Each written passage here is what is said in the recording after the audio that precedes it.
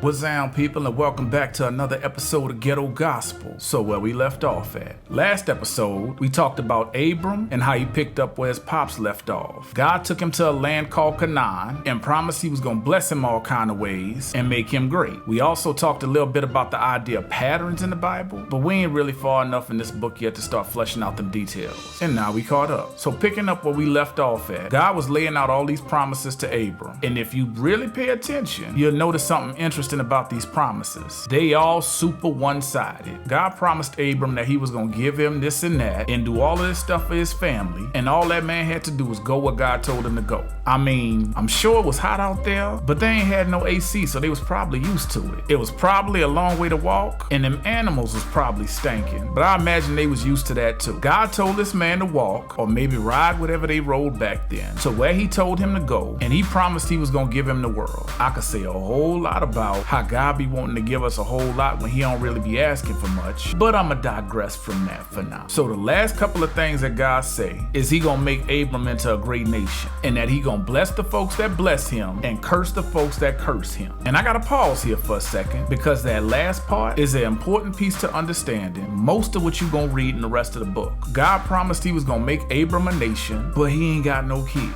And in verse 4, you find out this man was old, like 75 years old. And if you confused by that, you ain't the only one. We gonna find out later that Abram and his wife was too. God wasn't confused, but they sure was. We gonna come back to that. But the other piece to that is that whole blessing folks that bless him and cursing folks that curse him part. When you look at that piece where God promised to turn Abram into a nation, spoiler alert, it's gonna take a while to turn one man into a nation. So it's obvious that God is on a different timetable than Abram is. So it only makes sense that that part about blessing and cursing, that's on a timetable just as long. So after God told him that part about all of these blessings that he had for him, he got his wife, his little nephew, all of their stuff, and all the folks that clicked up with him and headed out to Canaan. And this the part where the story really start getting interesting. But we gonna save that for next week. So in the meantime, that's it for this week. I'll see y'all next week, and as always, peace, and I hope y'all people straight.